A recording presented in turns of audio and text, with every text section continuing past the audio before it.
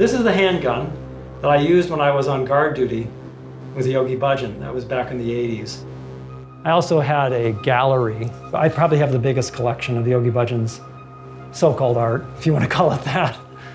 As you can see, there are drawings of phalluses. There's a woman here in the center. And then he's put the word power here. I think it's really indicative of how abusive he was. He's got God written here. Kundalini Yoga is notorious for being a highly intense form of yoga, and for more than 4 decades, it has been dominated by the name of one man, Yogi Bhajan. I'm His Holiness Sri Singh Sahib, Bhai Sahib, or Bhajan Singh calls a Yogi ji. But I'm not His Holiness in the sense that my word is final. His movement, 3HO, the Healthy, Happy, Holy organization, currently has 30,000 devoted followers worldwide. They continue to promote their leaders' teachings. We have to be healthy, happy, and holy. His healthy lifestyle, no drugs message, made him popular amongst presidents and people of influence. He spoke with the Pope. This was the power of Yogi Bhajan everywhere he went. Not one president didn't bow to him.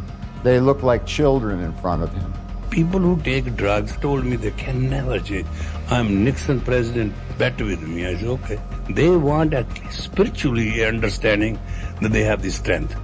But new allegations are emerging, revealing a dark secret inside the organization and pitting one generation against the next. I've finished my work. How's your sex life? Is she sexy? I was sexually abused by Yogi Bhajan. He gave me a wedding ring, said I was his youngest wife, I was his most innocent wife. He called me the Virgin Queen. Yogi Bhajan, I've never seen her as an abusive person. I don't believe the people who make the allegations. I wanted to speak today because I can finally come out of the closet, as it were. This story's been a long time hidden. There's so many people who don't believe in us and that he did anything wrong. I am 100% a believer that 3HO is a cult.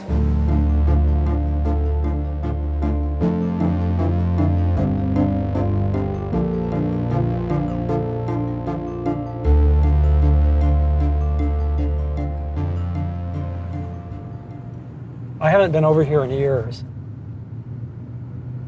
There are a lot of these 3HO people that live here, these Yogi Bhajan followers in this neighborhood here. That's Yogi Bhajan's ranch entrance, or one of the entrances. That dome is part of that ranch. And then Yogi Bhajan used to lecture in there. What is the purpose of communication? What is the purpose of talking? Behind these gates hides the 20-acre compound where 3HO founder Yogi Bhajan built his headquarters back in the 1970s.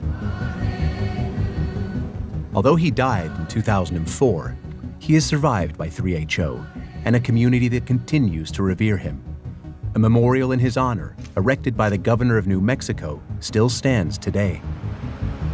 I was around Yogi Bhajan for about 30 years.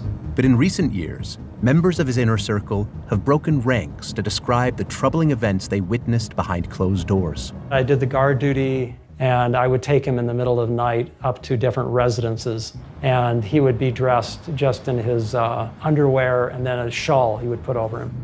I started to look deeper into what was really going on, and I was really angry about it. My idea is that I want to remove that Yogi Bhajan Memorial Highway sign. Okay.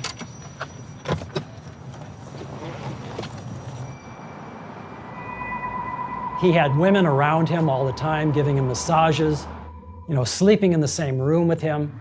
There was no criticism of Yogi Bhajan. However, in the eyes of the first wave of believers, Yogi Bhajan can do no wrong. I think Yogi Bhajan was a person with great purpose. We came to set up a yoga program. Kundalini Yoga is one of the highest yoga. The kind of yoga that Yogi Bhajan taught is basically get high yoga. Go up and down with the twist of the body at the base. And let it put pressure on your muscle. His was doing a very stimulate your nervous system, like raise your arms up for 3 minutes and do long, heavy, deep breathing. Exhale. Inhale. Well, if you do that, you're going to kind of get stoned. What you do when you do Kundalini Yoga, you create a God's will in you. And God will conquer all that other deficiencies. Yogi Bhajan's physical yoga practice is rooted in spiritual teachings taken from Sikhism. He made tremendous contributions to the Sikh culture, which nobody ever heard of practically outside of India before he came here, and to the yogic culture. Those who came to follow the physical and spiritual sides of 3HO often stayed for Yogi Bhajan himself, who seemed equally devoted to them. Yogi Bhajan called me Premka. The names had spiritual meanings. He said it meant beloved of God.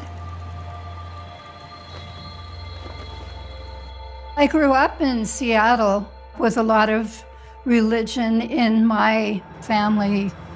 When I was 21, I arrived in Los Angeles happy to leave my entire past behind and start over again. I was sort of alone in a very big new environment. I had learned that Yogi Bhajan was teaching yoga classes. I was looking for Eastern philosophy, Eastern thought, and I was looking for a teacher that could tell me what I was supposed to do. When I came into class with Yogi Bhajan, it was full of this whole entire hippie commune that had come from New Mexico.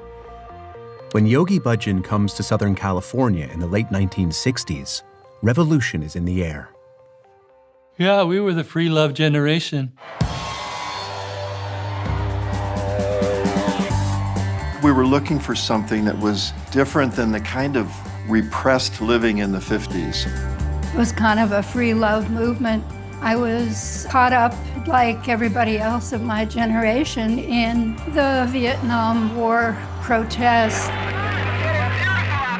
There was a lot of turmoil at the time with the Vietnam War. Draft resistors and deserters. We were saying we've got to find an alternative to the current status quo. The 60s was an expansion of awareness. People were hungry to find out what makes us kinder. There was the music, there was the aliveness of sexual experimentation, there was drugs. There was a sense of what's life about, what are we doing together? This thirst for change creates a spiritual gold rush as gurus flood into America from abroad to minister the biggest influencers of the day.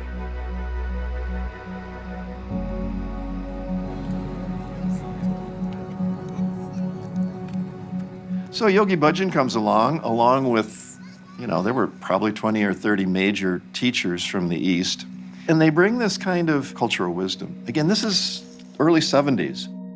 We didn't have websites that give this information and these teachers. We weren't inoculated against this kind of someone who knew something about life that we didn't. I saw Yogi Bhajan standing in the back of the room, this tall, incredibly good-looking man in a bright pink turban. All of a sudden, I saw this purple aura around his head. And I'd keep blinking my eyes, and it didn't go away.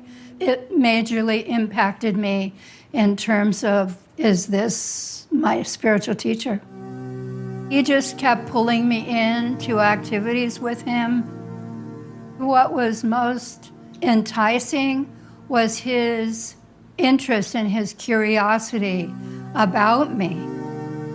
As I kept taking more and more administrative responsibility, he created a title, Secretary General, for me. With Pamela's help, 3HO becomes an official religious organization, and as more yogis join, Bhajan starts to issue them with holy names and positions.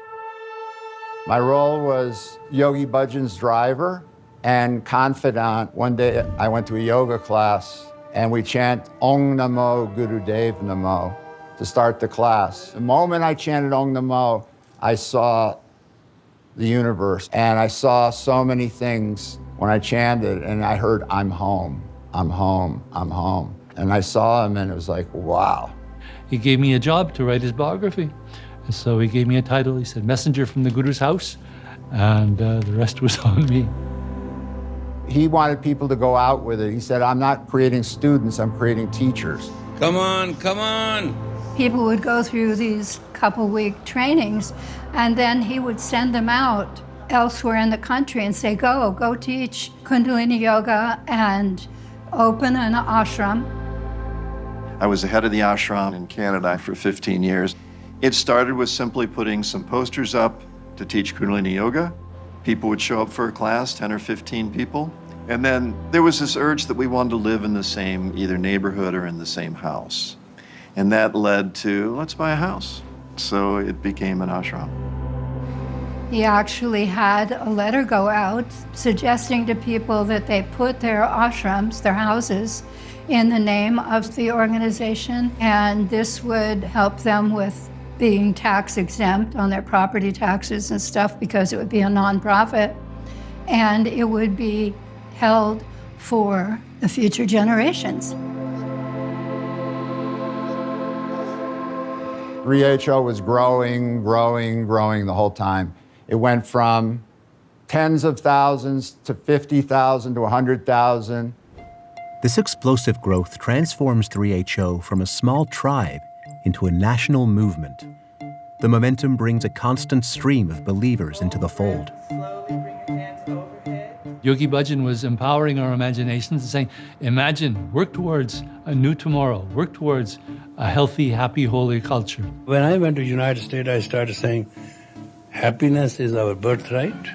We have to be healthy, happy, and holy. And then I said, it's your right to change. Yogi Bhajan taught us to get up at 4 in the morning, to be vegetarian, no alcohol, no drugs, keep ourselves chaste. He had 1,000 things to do about everything. How to sleep, what direction, what clothes to wear. If you wear your hair up in a rishi knot, it's good for your electromagnetic field. In order to become better. I think the marriage is getting together and getting it together forever to face this earth, whatever it gives. 80% of the marriages were arranged. There would be a course, and he would line up all the unmarried men on one wall and all the unmarried women on the other, and then he just matched them up and said, you marry you. From the marriages arranged by Yogi Bhajan, children started being born into 3HO. The first generation chose to become part of 3HO and told the second generation, this is what you have to do.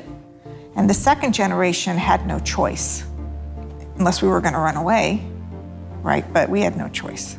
I have no complaints, because he made us hippies into something different. We lived a pretty clean lifestyle. We lived together, we raised our kids together.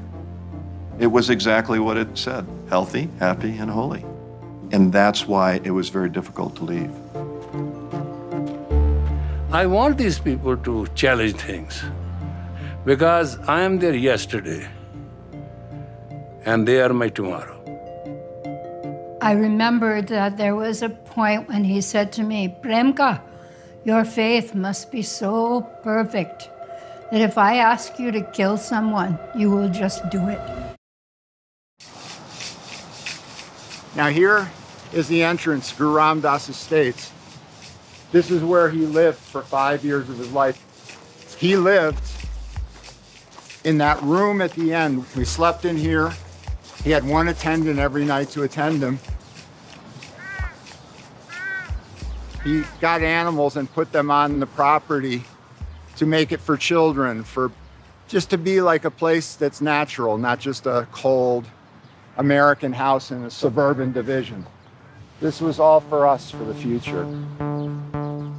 By 1984, summer solstice celebrations at Ramdas Puri Ranch in New Mexico are in full swing. It's been 14 years since Yogi Bhajan first arrived in the US, and 3HO is now running more than 100 ashrams worldwide. But as its influence grows, so does the need for money to sustain the ashrams and their recruitment drive. We were organized in a certain way where we could create businesses very quickly, and the other ashrams around the world, because they had that kind of, you could call it worker bee, but it's a happy worker bee, but it wasn't mindless. We started a lot of yoga centers, Toronto's first real health food store. Some of the products are nationally known, Yogi Tea. You've probably seen it. Have you seen it before, Yogi Tea? Yeah, I think I have. They call it Yogi. That's their main income producer now. Yogi Tea was small. All of a sudden, these big health food stores came, and Yogi Tea became the #1 herbal tea in the United States in 3 years. So all of a sudden, we're doing $1 billion, $1.2 billion of business a year. That was us. That was the people. That was the entrepreneurial spirit of all of us. Of all the businesses that came out of it, the big one was the call security. The security firm that 3HO starts is very lucrative. The U.S. government pays them to defend federal courthouses, embassies, and immigration detention centers. This was all a call of security. They had $1 billion in contracts all over the world. He had so many cars. These are limousines, cars that he bought when he was to meet the President of the United States, dignitaries. He went in a limousine. Yogi Bhajan was fascinated with wealth. He traveled, and there was always personal luxury around. Most of us were hippies. We loved simplicity. We worked long hours and made very little money. He called it a spiritual mafia. We were always donating money to him, and so he was receiving a tremendous amount of funds for the yoga that he taught, personal donations. This property, he had people who were devoted and took a piece of land that had nothing on it and did this with people who made minimum wage for 40 years.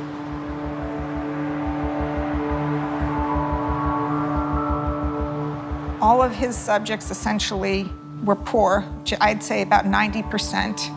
And then there was like this 10%. And then there was that upper echelon of the 3%. I mean, it's just like the rich and the poor for sure. I was really little, 1 or 2. My parents were very poor. There was never enough food. Literally, my shoes were flip-flops. My mom held several jobs just to make ends meet. While 3HO parents are working around the clock to barely scrape by, Yogi Bhajan has plans for their children. Do me a favor. Tell everybody, life comes once, and chance to get educated comes once.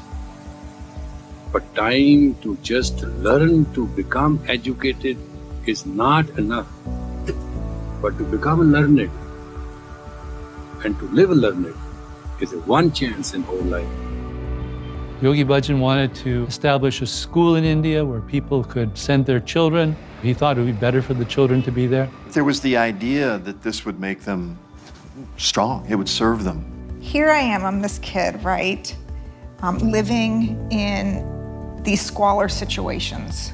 So when India came up to me, I'm thinking in my mind like it's Aladdin from Disney. I'm gonna go to India, this is gonna be great. India was this mystical land, and it was the land of the gurus, it was the land of the Sikhs. It was somewhere that I dreamed of being. We were told that we were these old souls. We were in charge of our own destiny, and that our generation was the ones that were going to be these leaders, and Yogi Bhajan was going to be the physical person on earth that would guide me in my spiritual life. And I was 8 years old. When I got to the school, that's when the reality hit that I am not safe. People had so much trust. Looking back on it, what were we thinking?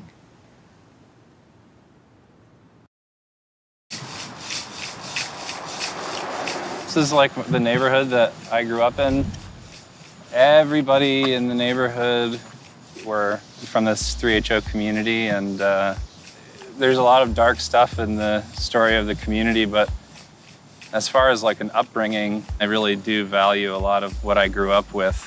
It's really awful that it was all being run by this total sociopath. Everything in that community absolutely went through the lens of, well, you know what Yogi Bhajan said about that. It was really inescapable. True believers of Yogi Bhajan really believed that sending your kids to the schools in India was the absolute best thing that you could do for them, and why would you go against that? In the 1980s and 90s, at the peak of its powers, 3HO is running 4 boarding schools across India, aiming to indoctrinate a new generation. Children as young as 2 are separated from their parents and flown to India. Some remain there for a decade, immersed in a curriculum that prioritizes Bhajan's teachings over math and reading. Every day you're going to be doing Kundalini yoga and meditation and be learning Yogi Bhajan's teachings.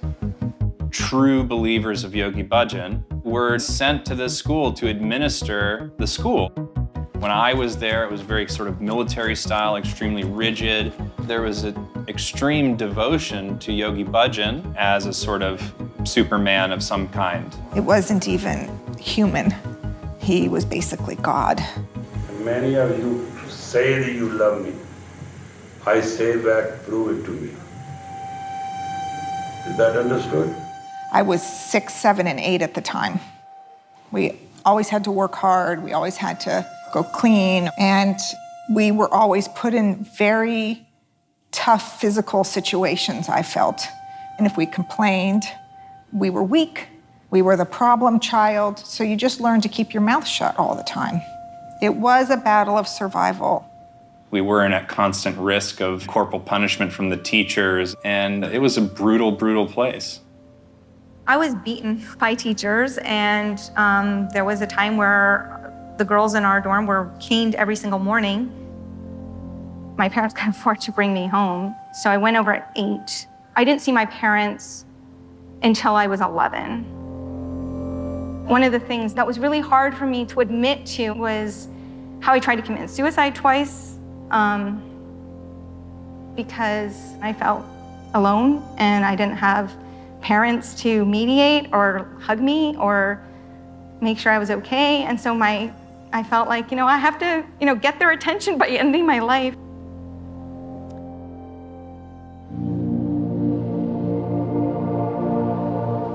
He had thousands and thousands of people trusting him.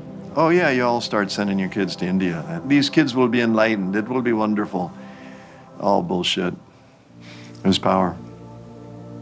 I sent my son away when he was 2 at the bequest of Yogi Bhajan.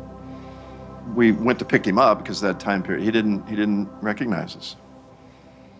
Pure child abuse.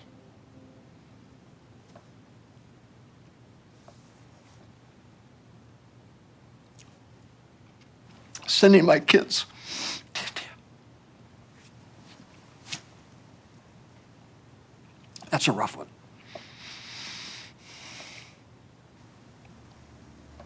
And I'm working on it.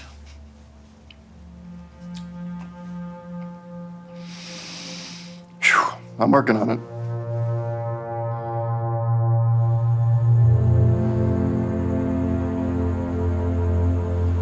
There was tremendous social pressure. People were sort of looked down upon who didn't send their kids to the boarding schools as lacking a certain amount of faith in the program.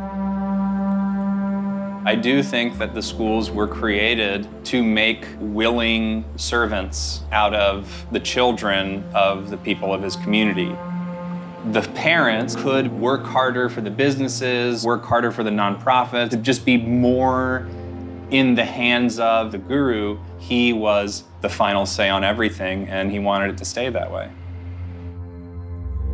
We all bought into a philosophy that really sort of diminished the importance of familial bonds and made it kind of more easy and acceptable to send your kid all the way around the world to a crappy institution. And it's something that I've been dealing with for my whole life, I think, because of that.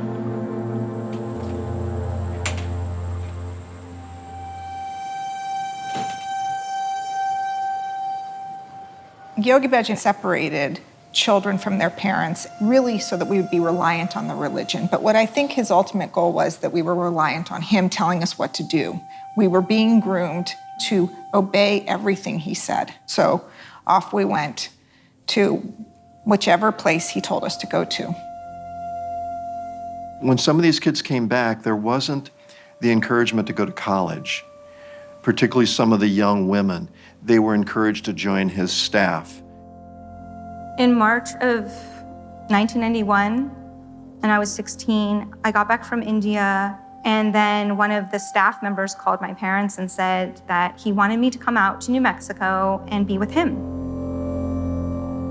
Right around my 18th birthday, I was applying to colleges. I was told, Yogi Bhajan wants you to put off college for a year and work at the Secretariat. And of course, this was considered an honor. I absolutely did not want to do it.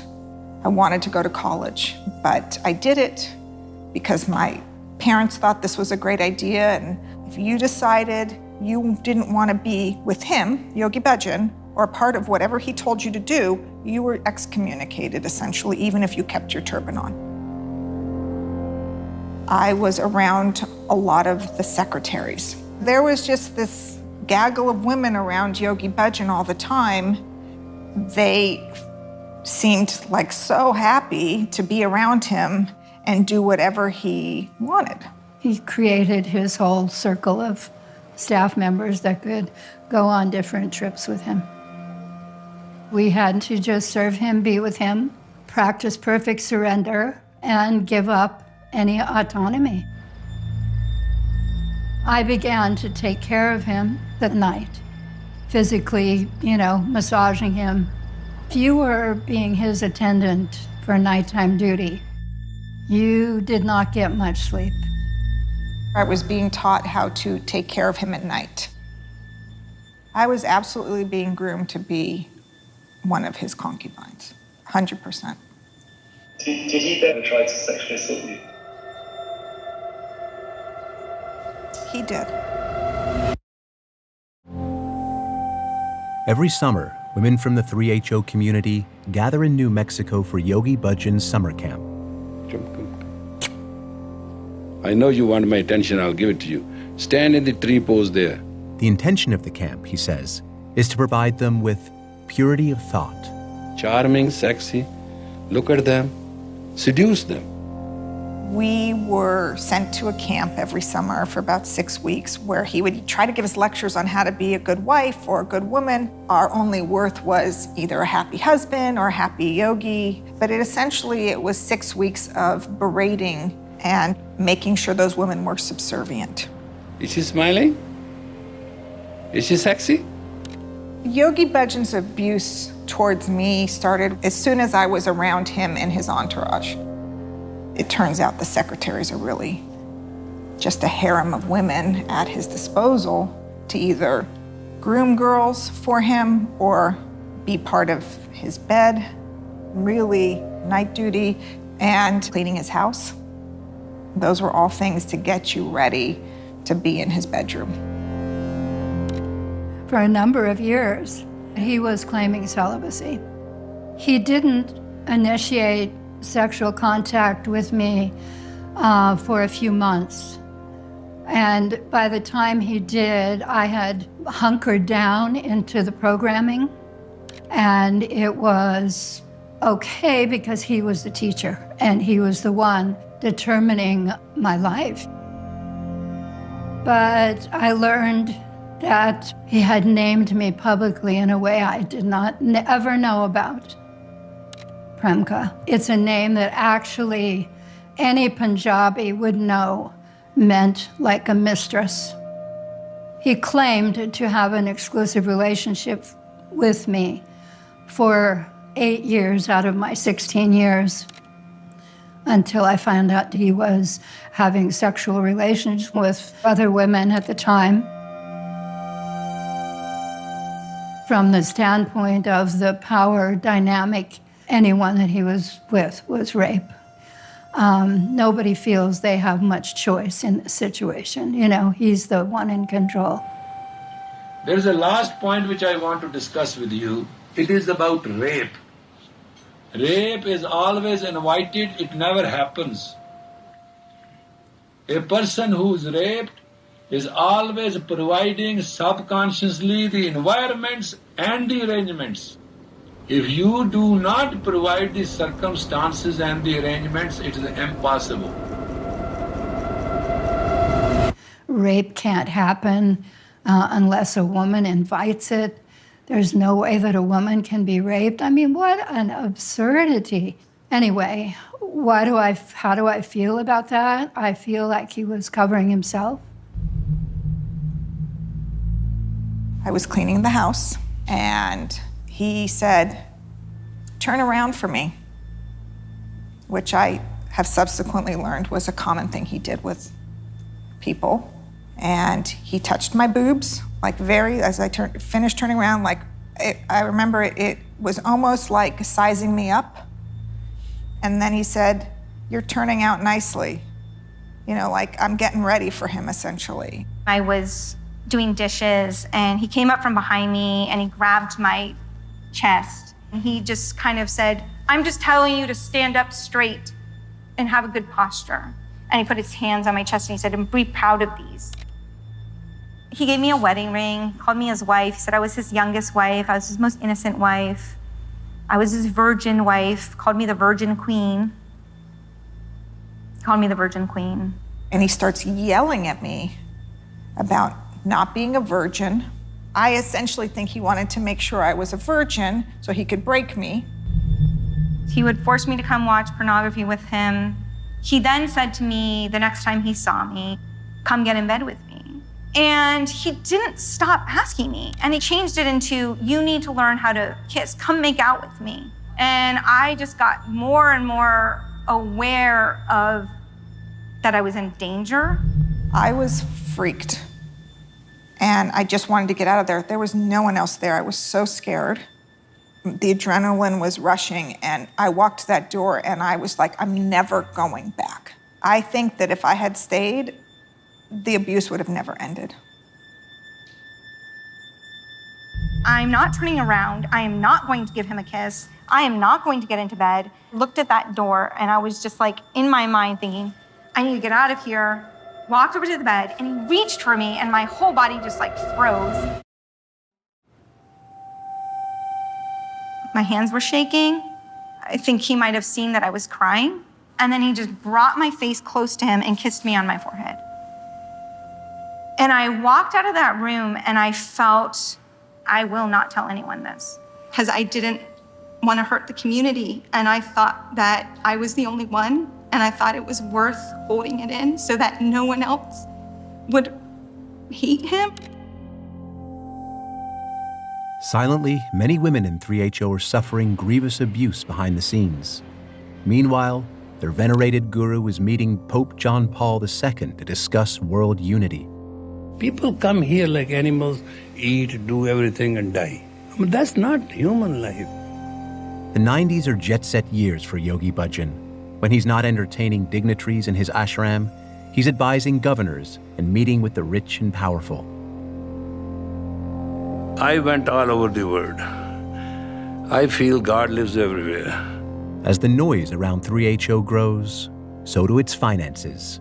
And Yogi Bhajan wants it all. People would open a business, and as soon as the business was halfway successful, he would sweep in, send some of his secretaries from the accounting department and say, oh, well, we can just take that now. And he would do the same thing with the properties. In the late 80s and 90s, he began to come in and take those properties. And as far as I know, the equity went in his pocket. I think a lot of the money went towards buying extravagant gifts for Yogi Bhajan. I remember giving him envelopes full of cash. He would take it and then he would say, oh, well, you know, put it by my altar, and he'd pretend that he was meditating on it. The scale of Yogi Bhajan's corruption in some way matches the scale of how big the organization grew. The depth of corruption was on so many different levels. Yogi Bhajan was a huge swindler, amassed huge amounts of money.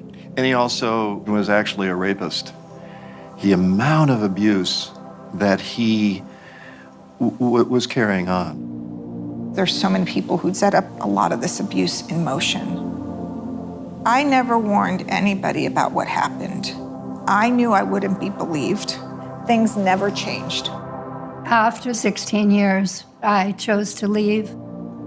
Literally, I'm sure there's at least 100 women that he assaulted. There are many who will never speak up because he kept it covered. And people were terrified. If you listen to any negativity about the teacher, it will pollute your spiritual destiny and you will fall. You will fall from grace. You will fall. Whenever allegations emerged about his behavior, Yogi Bhajan returned fire. I don't know what the lies are. I don't believe. Because my definition about lie is when you temporarily cannot face the truth. And to this day, he has many who are prepared to defend him even in the face of overwhelming evidence.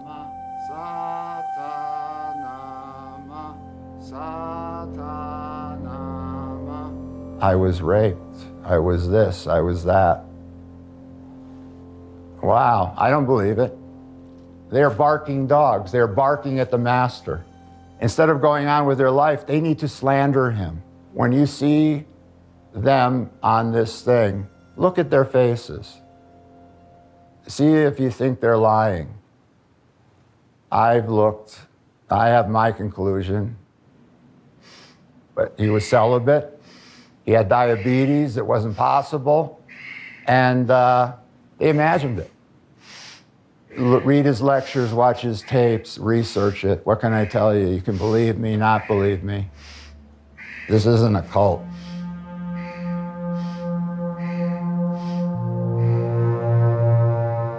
In 2004, after a long battle with diabetes and heart disease, Yogi Bhajan dies at his home in Espanola at the age of 75. Honoring the life and contributions of Yogi Bhajan, a leader of Sikhs, and expressing condolences to the Sikh community on his passing. Congress hails him as the king of spirituality. And recognize his legendary compassion, wisdom, kindness, and courage. But to many, his death means he'll never face justice. The amount of women that he did this to and the level of abuse. He sent us to the schools, he sent us to the camps. We were told to call him our grandfather. And the fact that we were just sexual beings for his taking is so infuriating and so hard. And it's like, I'm furious, I'm hurt. This is not the way a Sikh should behave. In the Kundalini Yoga world, there has been an upheaval. I have been rocked to my core. How do we move forward with all these allegations? It is only 15 years after the death of Yogi Bhajan that the allegations against him finally gain traction. Because of her memoir, Claiming Sexual Abuse. My Life with Yogi Bhajan by Pamela Sahara Dyson. I needed to tell my story to help liberate so many of the women who were abused by him and who never spoke until my book came out. Pamela Dyson's memoir exposes the abuse she suffered at the hands of Yogi Bhajan. Its release prompts many more victims to come forward. This is the first time I'm speaking out on a public level. We're all talking about it for the first time in my life after 30 years.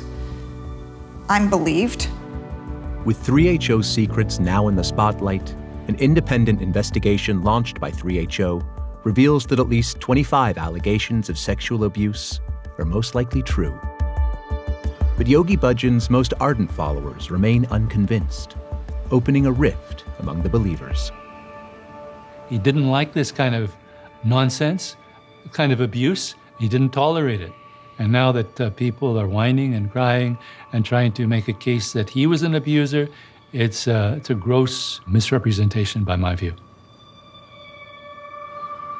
The side of Yogi Bhajan that was so charismatic and embraced us felt very, very real. And those people who are still believing in that, it's all they know. They can't understand this other aspect of him. Pamela Dyson, I'm aware of her allegations. She did an excellent slander campaign, but it's not truthful, and that has no basis in fact, as far as I can tell. It's been a little bit hard for me because while I'm so grateful that The book came out. If it had just been Pamela and nobody else had said anything, nothing would have changed because she had no credibility in that community. Nobody believed her. Her role, to me, was setting up a lot of the infrastructures of what 3HO is now. I am 100% a believer that 3HO is a cult. Do you ever worry that you helped facilitate building that cult? Yes, I do. However, I was as gullible and manipulated as everyone. And I know that's hard for some people to see because, especially I think from the eyes of the second generation who would see me as, Premka, the Secretary General, and that was an illusion. He would tell me that I had no other destiny, kept me locked, not looking for or hoping for anything else. I didn't ever expect that I would become pregnant. I just thought that he could control that. A lot of the belief that we held, I thought that he had superior capacity, and he immediately just brushed it off. Don't worry, I'll take care of it. We'll have it cleaned out, was his terminology, when we get to India. The abortion was performed in a small little clinic, hole-in-the-wall place, which nearly killed me.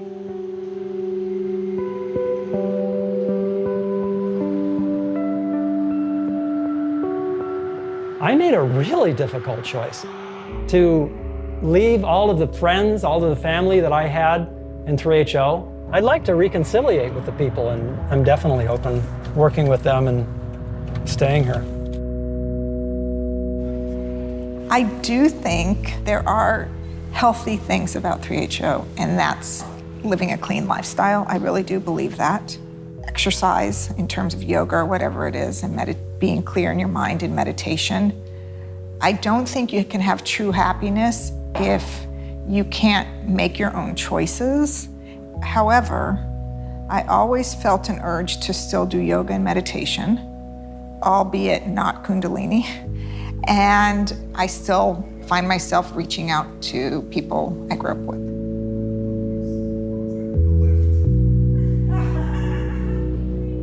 I don't think it ends with him just because he's dead. The structure is what compels the behavior and keeps it cycling on through time, and that continued on after him. In the long run, I don't think 3HO as an organization will survive unless they're truthful. They have to start reporting sexual abusers, not hiding things. They have to actually be honest with themselves and not hold any person up on a pedestal ever again.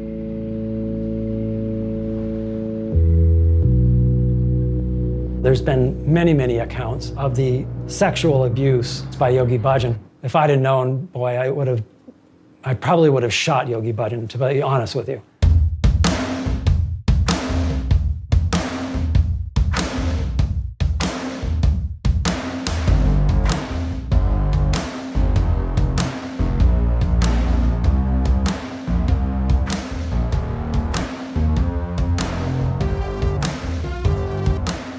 This is the original Kundalini Yoga Sadhana manual. I practiced this one meditation. You're supposed to be able to see auras when you practiced it, he said, for 40 days, but I never was able to see auras, and I don't really think that it increased my aura either.